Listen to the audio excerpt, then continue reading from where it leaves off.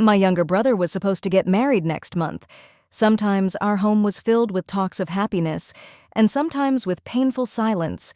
From the outside, everything looked normal, but in reality, our whole family was slowly breaking apart inside. Wedding expenses, dowry, jewelry.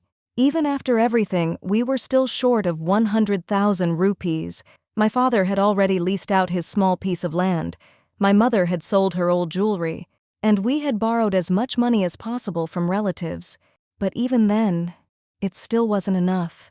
Every night my mother would call me, and hearing her crying voice made my heart tremble.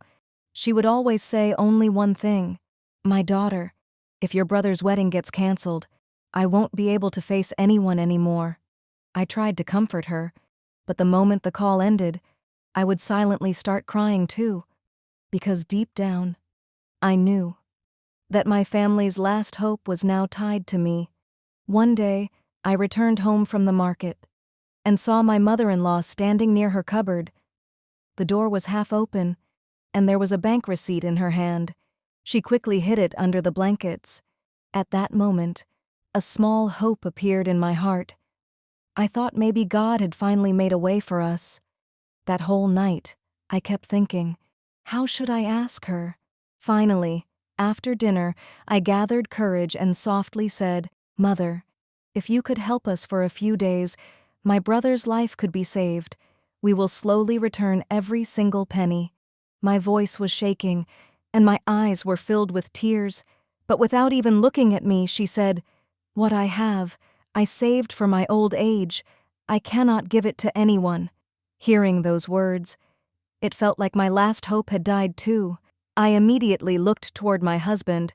My heart wanted him to support me, to hold my hand, and say, "Don't worry, I'm here for you." But he kept scrolling on his phone silently. That silence completely broke me from inside. That night, I cried for hours.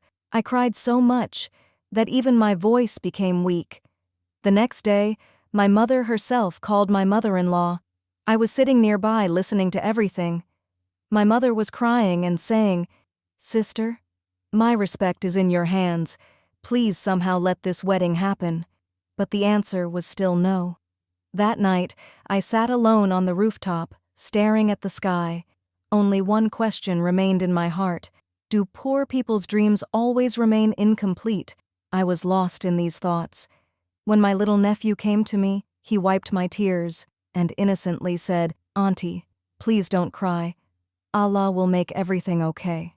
And that one sentence completely shattered me. I hugged him tightly, and for the first time in my life, I realized that sometimes a person looks alive from the outside, but inside, they are completely broken.